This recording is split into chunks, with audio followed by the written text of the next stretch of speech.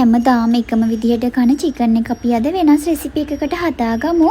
මුලින්ම චිකන් ටික තම්බලා මේ විදිහට තීරු කපාගෙන ඒක පැත්තකින් තියලා ඉඟුරු සුදු ලුණු මේ විදිහට වංගෙඩිය තලාගෙන තෙල් ටිකක් රත් වෙන්න දාලා ඒ පේස්ට් ටික තෙල් එකට දාලා ඒකට මිරිස් කුඩු කහ කුඩු තුන පහ කුඩු ලුණු එකතු කරලා අපි අර තීරු කරගත්ත චිකන් ටිකත් එකතු කරලා ඒකට වතුර ටිකක් දාලා ඒක තැම්බෙන්න තියනවා. ඒක තැම්බෙනකන් අපි මේකට ඕනි දේවල් ඈස්ති කරගමු. ලුණු, කරපිංචා, රම්පේ, අමු මිරිස්, රතු මිරිස්, තක්කාලි මේ ඔක්කොම පොඩිවට කපාගෙන ඒකත් තෙලේ බැදගෙන මේ විදිහට වංගෙඩිය තලා ගන්නවා.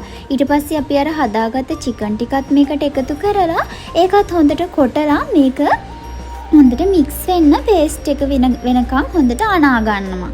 ඊට පස්සේ යන්න ආයෙත් තෙල් ටිකක් දාලා අබ ටිකක් දාලා මිරිස් කුඩු ටිකකුත් දාලා අපි මේක තාච්චියේ පොඩ්ඩක් ටෙම්පරාදු කරගෙන කන්න තමයි තියෙන්නේ. ගෑවුණු තැන බත් ගොඩාරියක් කන්න පුළුවන්.